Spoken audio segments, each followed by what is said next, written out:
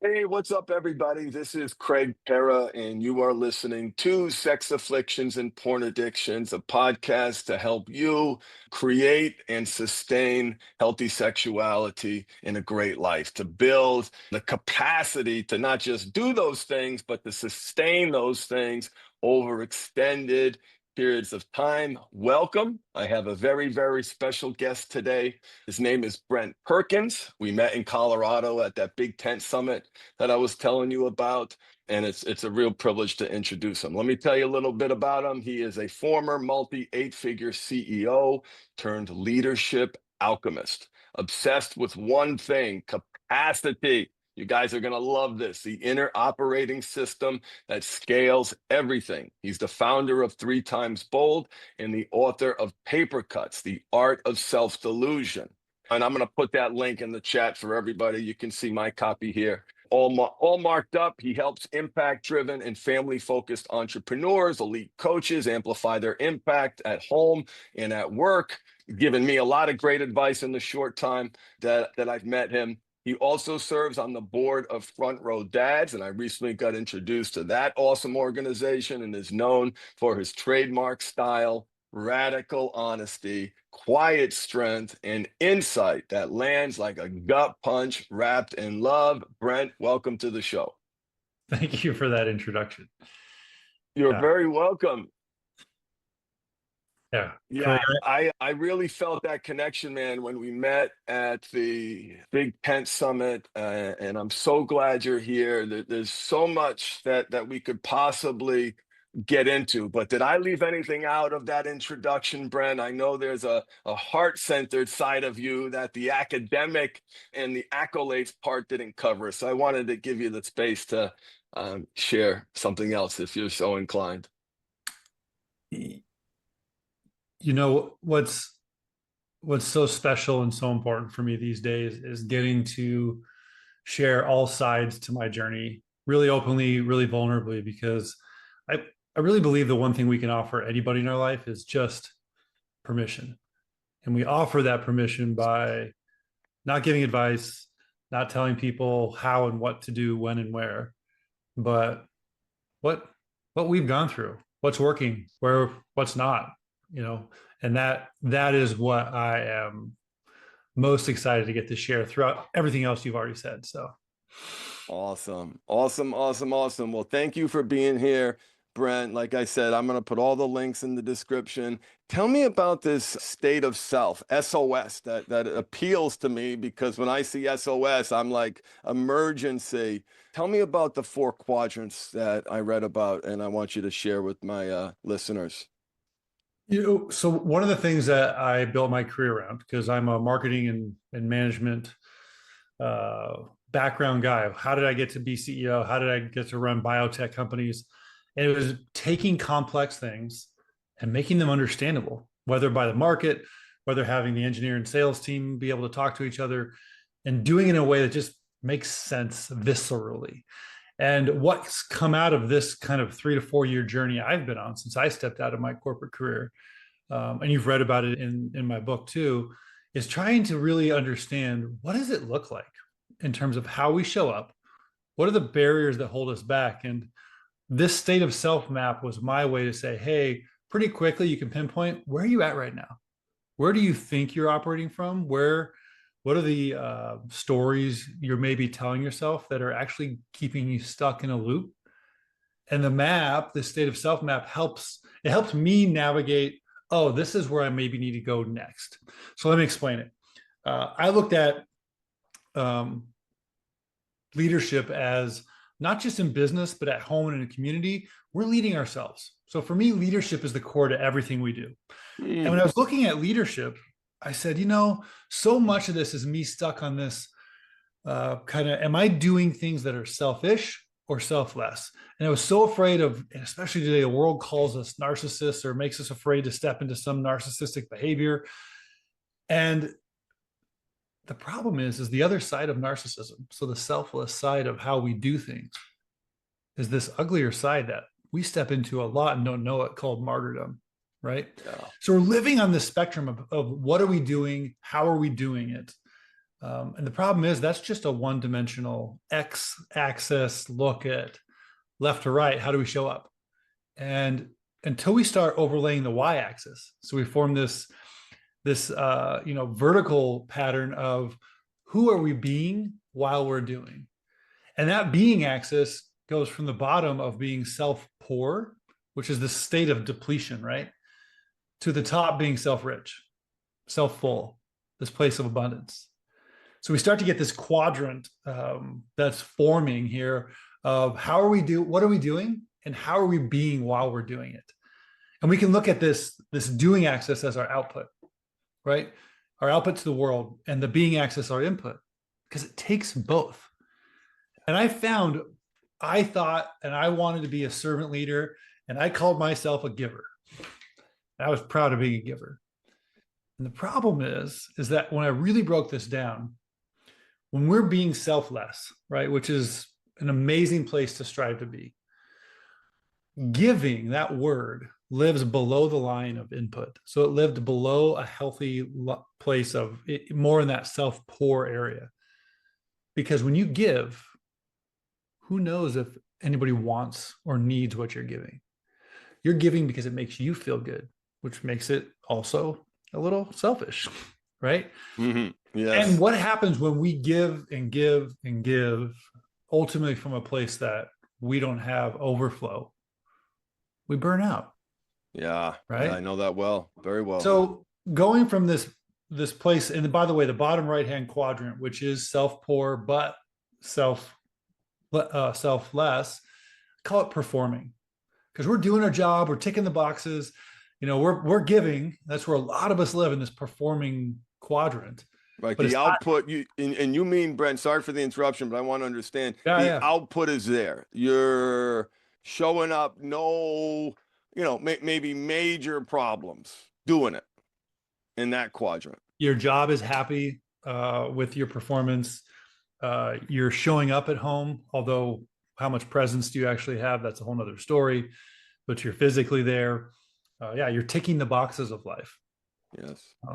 And you're also silently burning out inside, which, and we can get into later, is this is the most dangerous place to be, because it's where our addictions keep us going, or at least we feel like are what we need to keep performing, in quotations, right? Performing at this high level. And where we ultimately want to get is the upper right-hand quadrant. This is this beautiful place where we're not only selfless, but we're self-full or self-rich. We're living from this place of abundance, and we're able to show up and have a lot of output. But this isn't giving. This is contributing. Contributing, the difference between giving and contributing is that contributing is additive. It may not actually be giving anything. It may just be showing up, listening, seeing, sharing a calm presence. Contributing can look like so many things, and it's usually not a box checking thing that we do in performance. So this upper right-hand quadrant is called leadership, because true leadership isn't forcing people. It's not shaming or blaming them. It's not commanding them. It's pulling out the best of what's already inside of them, right? And leading them. Leading yourself, which automatically leads other people because they want to follow you. And what's really interesting, Brent, and I want to make this point for you guys listening and doing your parts work, what you're going to hear, so much of what Brent is talking about applying externally, what's wild, it is also applies internally, Brent, because as I was reading this, I was like, oh, he's talking to himself. There's parts work there. I marked off a couple of areas, and that's just a fascinating realization that I keep saying to myself more and more, what's outside is in. Mm-hmm. So let me finish the quadrant real fast, and it'll tee us up for the rest of this conversation, which is, so we've established what does output look like in a selfless way, in an unhealthy and a healthy way, right? Either performing or leading. On the other side of this quadrant, we have the kind of the ugly, scary side. My guess is most of us aren't living here, at least not all the time. That's surviving. That's where we're selfish and we're self-poor. We have no output. We're fearful, no input, and we're just living in scarcity, right? And the world's happening to me, and I'm a victim. Woe is me.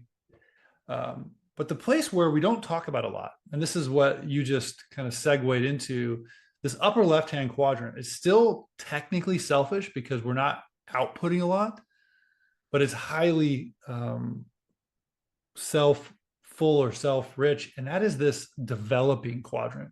And this is where, when we sit here or we cycle through this area, this is where we build capacity. This is where we build resilience. This is where we do that inner work that makes leading possible.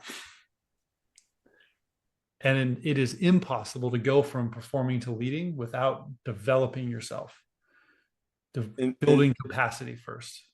Tell me why that word is so important for you, this notion of capacity. There's 100 words you could have used, but you chose this one, which I happen to love, and my listeners know.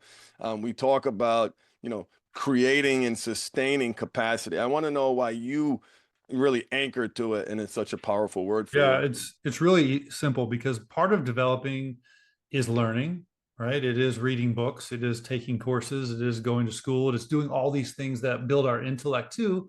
So we have language to draw from, and frameworks and ideas and models to follow. The problem is that our intellect is still secondary to showing up in our body and our heart, and it will get us in trouble, and we'll overthink things, and we'll get stuck in loops if that's all we rely on. And if we didn't do any of that, and we only built capacity in our nervous system, right? So capacity is really, in the internal side of capacity, is nervous system work. It's knowing that I'm good enough. I don't have to respond. I don't have to show people how smart I am. I don't have to get them to like me. I don't need them to understand exactly where I'm coming from, because we all have our own experiences and our own stories. I'm okay. I can get curious, listen, ask questions, and understand them, right? It takes having that nervous system capacity to do those things. And if you never built out your intellect and you only did that, you would still be 80% of the way there to be an amazing leader. And the intellect's just like the icing on top. And society teaches it in the reverse order. Yeah, no, they totally do, because you think of the result of all that dysregulation. That's when guys find themselves, to me, because they can't be present with that discomfort. They've been numbing, coping, and escaping from it for, in childhood sexually. So I really think that focus of, being safe in your body, being able to be, present with fight, flight, freeze, or fawn, people pleasing. The absence of that, what do you have? You don't. And it shifts how we talk to ourselves, which I know is a big part of your work too. Yeah. Example of this, I was just talking to my dad, he's 80, and he had some skin cancer removed from behind his ear. And he went and had a procedure done where he's like, yeah, I was so pissed off. And I said, whoa, that's okay. What happened? And he said, well, the doctor was 38 minutes late to my surgery. And instead of taking the hour it takes to make sure they get clean margins, it took him almost 90 minutes. He's like, my whole day was ruined. And I'm thinking to myself, okay, well, all you do is watch Netflix and smoke cigars, and not a whole lot of things going on in your life besides just chilling anyways. And it was just his choice to perceive that the world was happening to him, and he was actually pissed off. Those are strong words, right? And he doesn't have a lot of capacity. Right. So for him, it's not about, oh, you know what, this doc, he probably could have canceled this today because he was behind schedule, but he chose to keep showing up. And I got this done, and now I'm safe. I can move on and clear this out of my this heaviness out of my head, worrying about, do I have this cancer cell? Well, and they spend more time on me to be extra thorough. Yeah. So it's this storytelling, which is what I really get into in the book Paper Cuts. The art of self-delusion is that, what stories are you telling yourself? Are they delusions? And if they are they healthy or non-healthy ones? Because you get that choice. That's your personal agency. This is free will at its most minute level, which is, what story are you going to tell yourself? Because only you experience life in your way. And you get to say whether it's hard and whether I need to go grab that drink because I got to calm myself down, and or I've got to go do X, Y, and Z because you've decided the story you're telling yourself is healthy or unhealthy, serves you or doesn't serve you. And those stories get implanted so deep. And what I love about being on this journey, Brent, it never ends. And one of the stories that I learned about myself at the Big Tent Summit, seeing other people having relationships, being cooperative, strategic partnerships, JVs, whatever, like, and me completely coming from my silo because I haven't stepped out of it in a big way. But for that Big Tent retreat, I saw the legacy of competition and that people are out to get me. And now I know intellectually that that is not true. And I've met great people at the event and had wonderful relationships. Those thoughts aren't there, but there is a part that's feels unsafe in reaching out, so much so that the statement of, hey, how can I help your business, was like a mind-blowing moment for me, seeing other people being so obvious. So it was a big, I learned a lot. Yeah. I learned a lot in contrast to because I didn't have capacity to feel that without somehow putting a power dynamic on it and being judged and not being good enough, right? That's what's at the root of it, man. That's at the root, that I'm not good enough. And it was Yeah. really powerful. And I want to let everyone know, Brent called me out beautifully, gently, kindly, and lovingly on two specific occasions that I remember, that I'm very grateful for.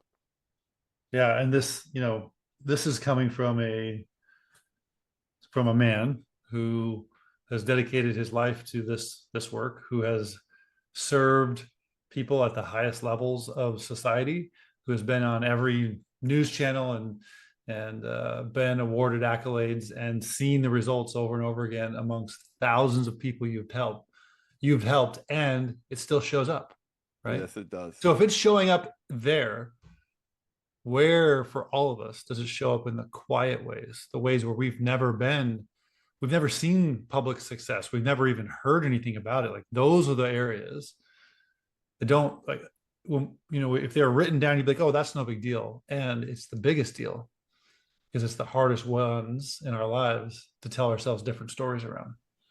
Well, and maybe this is a nice segue into so many people fight it with hustle Hmm.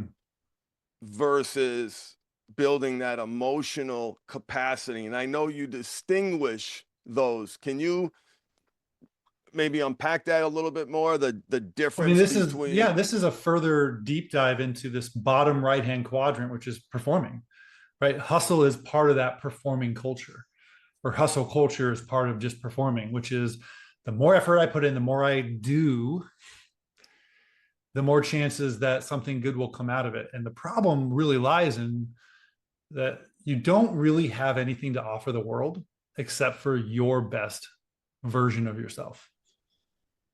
And the best version of yourself requires input, requires you to pour into, whether it's eating right, whether it's exercising, whether it's praying or meditating or giving yourself a walk in nature, talking nicely to yourself, learning how to, if you can't honor you, how the heck can you honor anybody else in your life? Sure, you can give lip service to it, but eventually what's going to happen is the true core to how you actually treat the number one person in your life, which is you. You're the only person you are born with and die with. It ultimately trickles out. It ultimately comes through. So when we get stuck in hustle culture, and I'm guilty, I've done that. I Me blew too. up a 20-year marriage. And did I do it on my own? No, but did my hustle mentality contribute to it? Heck yes, it did. Yeah. Yeah. Yeah. No, so powerful and so important. And the outcome is far greater, building that emotional capacity. Yet, I know that in the fiber of my being, but I'm curious to get your thoughts on this, Brent. There's a David Goggins style voice in my head which says, fuck this pussy shit. No one's, on Carnegie Hall whose parents were beating their fingers to death to play the right notes. Give me your thoughts in response to that reaction that, that not only do a lot of us have, but you see it reinforced Sure. over and over and out there by, entrepreneurs who are, monetizing this message of never quit, don't be a pussy. Yeah. So nowhere in the model that I presented or in what I've seen in life does performing and doing the hustle culture and doing more, nowhere does it mean that you're not going to make a lot of money or get people to see that you've done some extraordinary feat and give you accolades for it. The challenge is that never once have I ever seen it be sustainable, ever.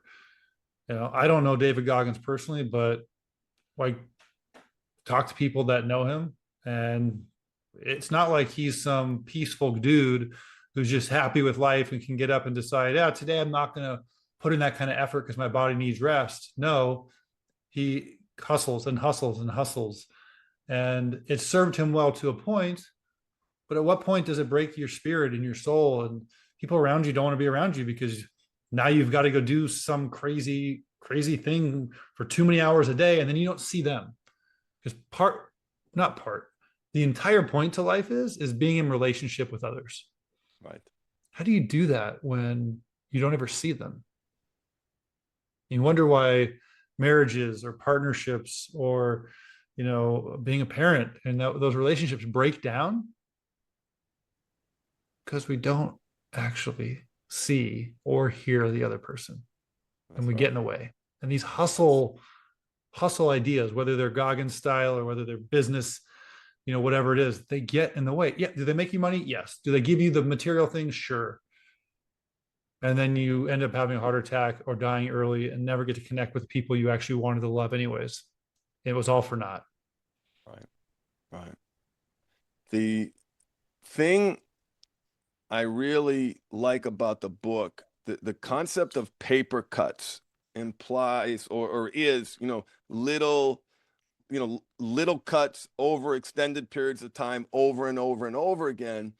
And the thing that I was really attracted to on the solution side, this notion of quiet power and recovery and using capacity practices to replace numbing habits with embodied leadership. And one of my favorite pieces of advice, Brent, especially to give to high achievers, is lower the bar.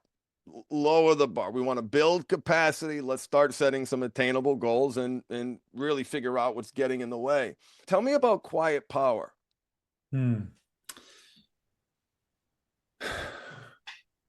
So quiet power is really, really hard to practice and step into until one day you just let go of control, because it's what it takes, and let it show up. And I'm going to tell you a story real quick, how it showed up with one of my clients who's a CEO of a family-run business on the East Coast. And he's got a couple of cousins and a sister that work with him. And they've got a great business. But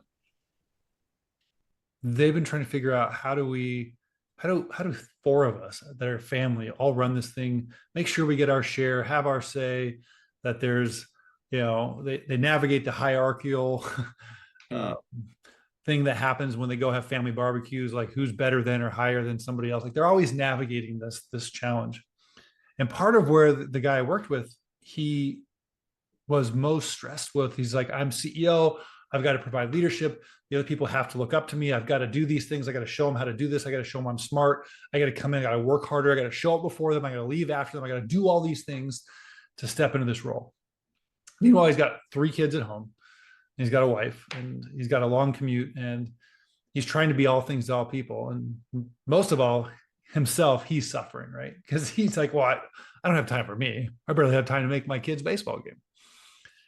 And so as we talked through this one day, and we really worked on building capacity for him, he started stepping out of this surface level, like, I've got to be the one that answers everybody's challenges and solves their problem, is this like always on strategist at the office. And he just got quiet. He started listening and he started empowering his cousins and his sister and the other people at his organization by letting them come up with ideas themselves, put them into practice, not shaming or blaming them if they, something they tried went sideways on them, really supporting them. And as they really started to thrive, what happened was they started taking over and doing an amazing job, actually a better job at a lot of the things he thought were his role as CEO. Which, you know what that did for him? That gave him back. I know it profoundly changed his life, and the company did better. And he just bought back almost 20 hours a week of his time because he finally let go of things. And if you went and polled or interviewed his staff and his cousins and sister, they would tell you that he has turned into one of the best leaders I've ever seen. And what he would have told you along the way was, I didn't do anything but just stop. Stop trying to be the one in control. Stop trying to be the one who is, doing everything. And that's quiet power. It's this doing less, just letting other people be their most amazing self, right? That's quiet power. It's sitting down at the dinner table with your kids and you don't have to say anything, but when you model, when you show up as self-full or self-rich yourself, automatically through osmosis, your kids feel, oh, this is how dad listens and doesn't respond. Or in some, like mom's getting stressed out about something, he's just able to ask questions and kind of turn the situation around. Or when I'm really struggling at school, like it's this quiet way where we don't have to, oh my gosh, I can't believe you're feeling that way. That person treated you like, you're not jumping into, you can empathize without going to this extreme radical embodiment of it, right? You can just see people. Yeah. Oh, that's really gotta hurt. I'm so sorry. Tell me more. What would you do differently if you had another chance, right? This is quiet power. It's being curious. How does one acquire that power, Brent, when our conditioning and every aspect of our upbringing is fix it, fix it, fix it? And I know it's a complicated answer, but it gets to that, building capacity. And I wonder if there's some productive things you can speak to that help, because to be in that place, you have to be, or you're grounded, you're connected, Yeah. you're in self-leadership is what we call that in IFS. It's not a unique term to IFS, of course, but a term that describes this place where you don't have to do anything and see the value in listening and talking less. And one of the things that I did, I calculated in my mind the percentage time, how much I was talking, and I wanted it to go from 60% down to 25%. But yeah, love your thoughts on that. So what helped me, I was definitely one of these entrepreneurs and business leaders who really was proud of my intellect and how I could come up with answers and be smart about most situations or politics or the news or business or whatever it might be. And as I realized, and I don't think it really matters what your spiritual belief is or your religious belief, as long as you have some belief in something greater than yourself, but that we are these infinite, cosmic beings, right? Our souls, who are here on earth, and we've taken on the form of a body. And our body has 5 senses. That's how we interact with the world. That's how we know what's happening, right? Because if we couldn't taste it, see it, smell it, feel it, nothing would have any meaning, right? And in third position, we have a brain. And our brain interprets these signals coming in. So we are this cosmic being who's got this amazing human body, who then has this little computer that sits on top that's just kind of doing some data computing. And yet we live life vice versa. We live life where it's like my brain is the most important thing. It rules everything. And then sometimes I'll pay attention to my body and trust it. And then I forget that I'm an infinite being that comes from who knows where. But, Here we are. There's some creator or some higher energy that's way beyond me. And so as I put that into perspective more often and realizing my ego has flipped this on me and it's trying to tell me that I need to outsmart this, intellectualize this, come up with a better answer, go to the news, go to social media, go to somewhere else and solve it. And it's been lying to me my whole life, right? The answers have always been there because if we're infinite, then we are tied into all that ever was. And our body gives us all these signals and we choose which ones we want to pay attention to because some aren't so comfortable, but they're still meaningful, right? They still they're really insightful just because it doesn't feel great immediately.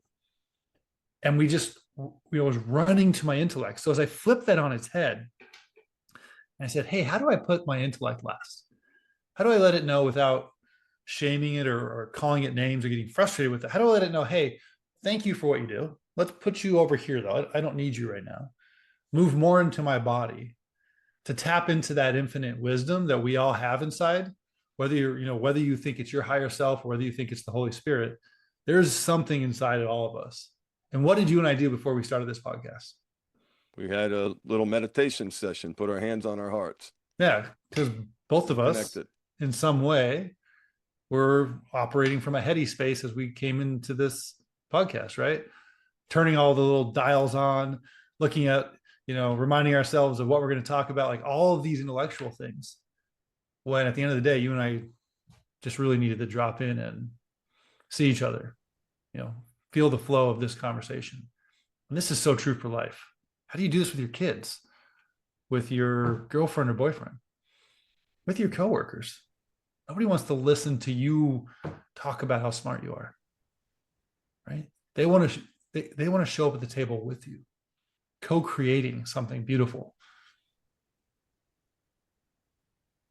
That's so powerful. It really is. It's so beautiful in its simplicity.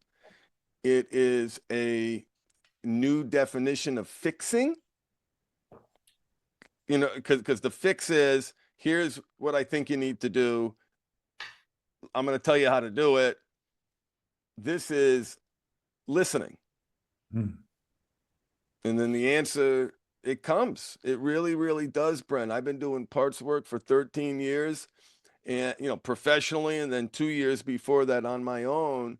And the lesson always comes. Now, sometimes it's not the lesson you expect. And sometimes it doesn't go as quick as you would like. Like right now, my system says, thank you, no thank you. We're not ready to talk right now because there's some really, really heavy stuff that came up after the Big Tent Summit in my internal family systems training. So I'm listening. Yeah. And when we listen, and we don't have to have, and we're not like, me, let me tell you what I just heard. If we can calm that inside voice, listening allows us to get curious and go, man, that is maybe the weirdest shit I've ever heard somebody say, but it's got to mean something else. So I'm going to keep asking questions, right? Or going, gosh, that sounds just like something I've experienced, but it can't be because, Craig's not me. Craig's had his own life, and which isn't my life. So I wonder what this means to Craig. I'm going to ask him before I tell him what it means to me. Yeah, no, so beautiful, so beautiful. Now, my guys listening, a lot of these men are in recovery or thinking about getting in recovery. How does capacity work replace destructive coping loops? Yeah. So I have 2 cheat codes that I go to more often than anything else. So this is only going to partially answer your question, but in terms of practical and tangible tactics, the number one thing that has worked in my life is implementing timeouts. This isn't that thing you put your kids in when they frustrate you, right? It's not like wearing a dunce cap in the corner, but timeouts is really stealing an idea of what, basketball, football, sports use for very specific reasons. In basketball, maybe your players are just tired, right? And you just take a timeout, give everybody a chance just to breathe for a minute. Right. Maybe the ball's about to go out of bounds or you're about to get a jump ball. And so you're trying to prevent something from happening, right? And you're trying to save a moment. And maybe everything is just going exactly not to plan. The other team is scored 10 points in a row, and you just need to shift momentum. So you take a timeout. So what's a timeout? A timeout is 60 seconds. And the simplest form of it, because it could look like a lot of things, but the simplest form of it is, how do you snap yourself out of whatever you're doing? And for me, it's close my eyes, put my hand on my heart, feel myself breathe. Sometimes it looks like a special breath. Most often it doesn't, because it just gets me out of my head into my heart. And I think about something that brings me joy, something I have gratitude for. Could be me, could be another person, could be a moment, a trip, a lot of things. And I just breathe that in, that connection to myself with my hand and my heart.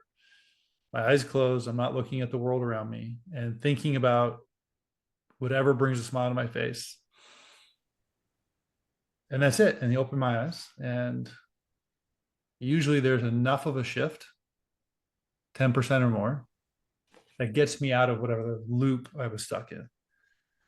And what's even more curious is when you do this with other people, it aligns you in a way that is unbelievable.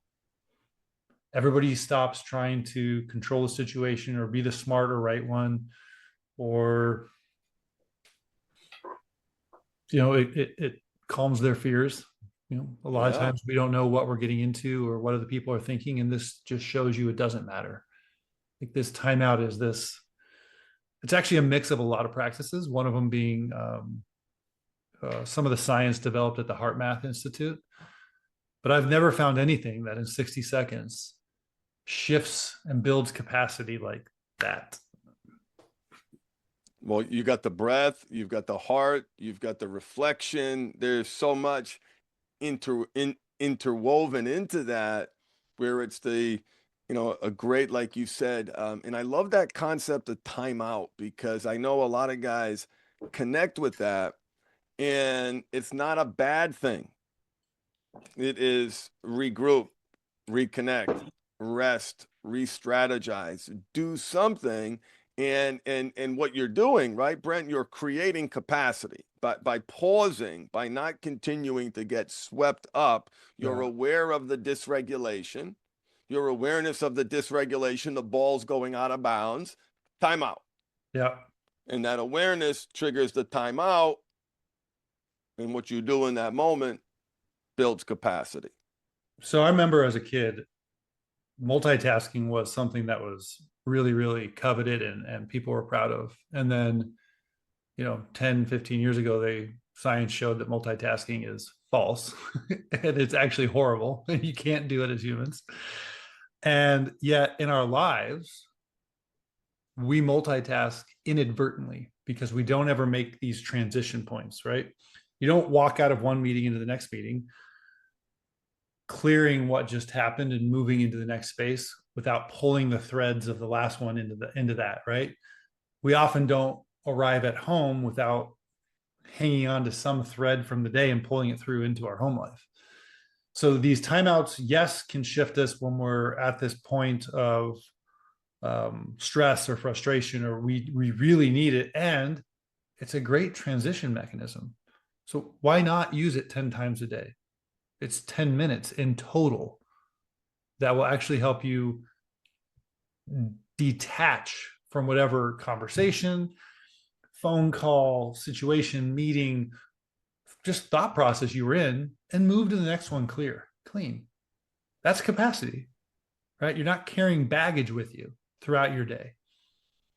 And you're embracing you're anchoring the new habit to the transition, which there will be multiple throughout the day for any professional, father, person, inevitable transitions. And those transitions are the trigger, yes, the moment of self-reflection, release, calm, whatever's you need. I know when I used to drink every day, and that was my go-to calming mechanism after working a long day. It's because I never did these things, and I'd get at the end of the day and my head would be buzzing in a million directions, and I'd have so many thoughts. I had never let go of anything in my day. Where today, look, when I show up back at home, there's not a whole lot of head trash happening. And so I don't need to grab a drink. I don't need to go to what other, addictions live in our lives to, just give me some breathing room, because those addictions, they do give us temporary capacity, right? They most certainly do. But it's not sustainable and it's not healthy. Right. I love that. So guys, prioritize the transition. Use that time to reflect, to recenter. Of course you need it. It's I love it. You're getting ahead of it, with those little timeouts. And I love it because it's really simple. I mean, you know how challenging it is for people stuck in the patterns to implement. But if you're not taking, 1 minute, well, then there's other barriers and obstacles getting in the way, and those will be evident if you can't commit to doing that 1 minute or can't execute on that 1 minute, because that happens sometimes too. Yeah. When I first started doing this, I'd show up in meetings and I'd be like, I'm not ready to be here. And I'd just close my eyes and just put my hand on my heart and say nothing. And at first, I definitely had employees and colleagues of mine going, what are you doing? And I would finish whatever I was, this 30 seconds of breathing. And I would just say, hey, I'm just trying to get at a place where I can show up here and really, really listen. I want to be fully present here. And nobody thinks that's stupid. Nobody argues with that, because of course they want the same thing too. Yeah, and it just feels silly when you first do it, Yeah, well, it does, but then you realize how effective it is. Even starting this, of course I'm in my head. I got the right introduction. I got to make sure I say the right things. I want to do the best podcast I can. I don't want to embarrass myself in front of you. So all these parts are chirping at you. are vigilant. They're on guard and they're ready. But when I'm able to step back and relax, I know I'm able to come from a place of authenticity and curiosity versus anything, that I had planned. Yeah. Yeah. So I do have one. Do you want me to share one more? Yeah, please. So the second thing, and this is definitely in second position to what we just talked about. Timeouts are by far the first place to start. But the second thing that's helped me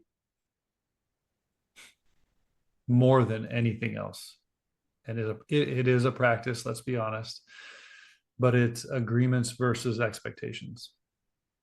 And what I mean by that is there's a wonderful book by a lady named Christine Hassler, who her book was Expectations Hangover.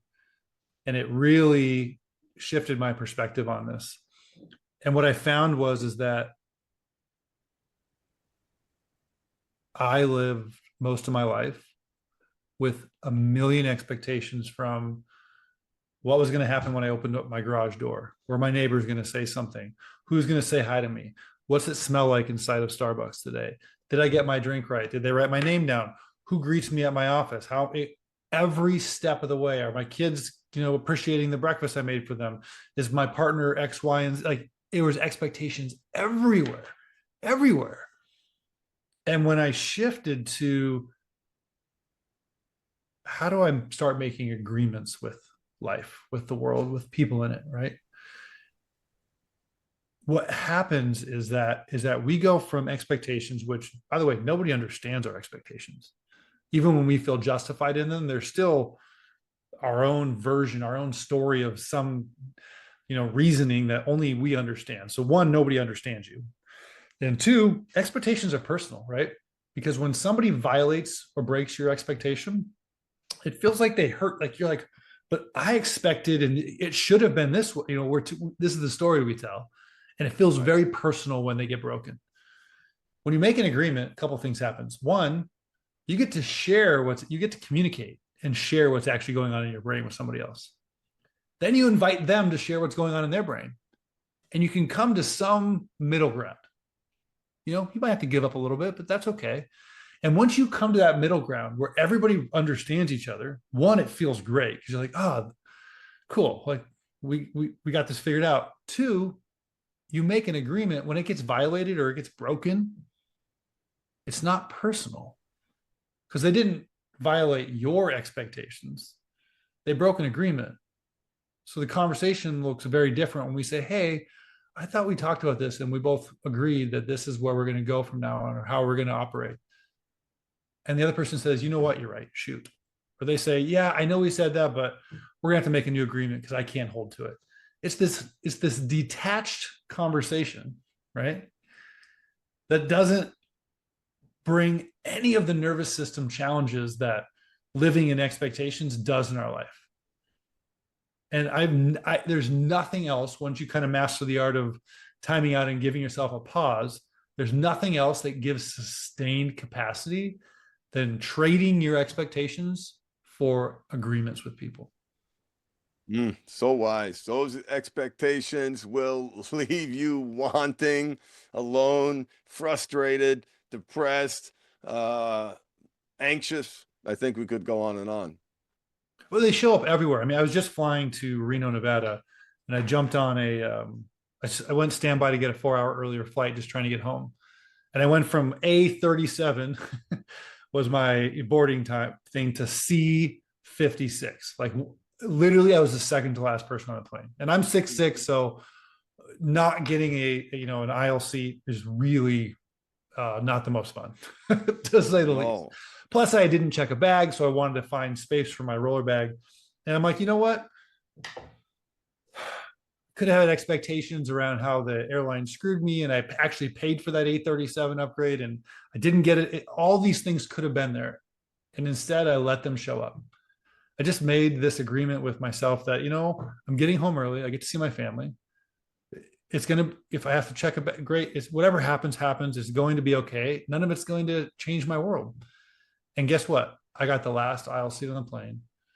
My bag went into the overhead and it was all fine. Right. And versus these stories we tell ourselves, and we get ourselves so worked up and we lose all capacity because of the head trash. And it's deep. And that's why this not only the perspective, but the actions that you can take, like the timeout, like renegotiating expectations as agreements. What is one challenge, Brent, that you would give our listeners to experiment with over the next week, whether it's the timeout, something you've already said, or something that maybe you haven't said yet? What's one way to in one challenge, buy the book Paper Cuts? Man, you will get a lot of value. Not only is it super informative, I learned a lot, but it's also a deep personal journey too, which I really connected with and am connecting with. Yeah. Yeah. Just for so everybody knows that Paper Cuts, The Art of Self-Delusion isn't a prescriptive book. It's really a book that will hopefully give you permission to keep exploring yourself, to know that you're not wrong or bad or fucked up, that you're just human, and that we're all going through this journey. And I'm going to have that lead us into what I invite the listeners into is that I hope that you've gotten enough permission on this conversation today to not only do timeouts, do them, please, in your own way, but on the back end of your timeouts, at home and at work, try them in multiple scenarios. Just ask questions. Let that space the timeout created for you allow you to be more curious than you normally are. And to really find out without having to, give your thoughts on it or try to give advice. Just keep asking questions. Be so curious that it's painful and see what shows up. Be so curious, it hurts. Yeah. I love it. I love it. And one of the other quotes in the book, Brent, that I flagged was this was under just showing up, and the question is, how can I live in the now? Answer, you already do, you just haven't noticed. And that's Byron Katie, wonderful author. from her book, Loving What Is. What about that quote spoke to you, and how did it make it in the book? Because it's a very special one to me too. Yeah, I mean, this is this is why um, capacity work on a whole gives us a chance to be in the present moment, right? Because when we're living in the past, we're fearful, and when or into the future, which doesn't even exist yet. And it's this present moment where things are happening, where we're actually interacting with the world, with people. And whether it's a timeout, which allows you to create a little bit of space, a little bit of capacity to actually be in the now. For me, that was just an amazing, such a simple little quote to say that where's the present moment? It's always here. Just, my spin on it is, do you have the capacity to be part of it? I love it. I love it. I love it. Brent, how can people find you on the web? And I'm going to put all these links in the descriptions. And, what are you working on? How can people get in touch with you? Yeah, you can find me at 3xbold.com. So the number three, the letter X, and then BOLD.com. And my work's really around leadership development work. And leaders, this is not just at work, it's also at home. So I work directly with entrepreneurs and CEOs and change makers of 7 and 8 figure organizations, as well as their teams, really aligning who the key leadership end up becoming with their culture, because what ends up happening in organizations is they say, oh, here's our vision, here's our values, and they don't live it. And then nobody does because people are smart and see it and feel it. So how do we align, who you're being with who the organization is? And that creates capacity in itself too, because when we're in alignment, things are easy. Yeah, We don't have so time. We true. don't need time to like spin stories and create all these things that then try to align everything on the back end so it looks like it's, all tied together in the right way. It just is. It just It just is. is. Yeah, no, I love it. I love it. All right. Any last messages for the people listening here today, Brent? Don't underestimate the power of being your best self. And that is not selfish. That is not selfish. Thank you, thank you, thank you so much for being here, Brent. It's just such a privilege to get to know you personally, and so glad you were able to share your wisdom with us. So thank you. Yeah, my honor.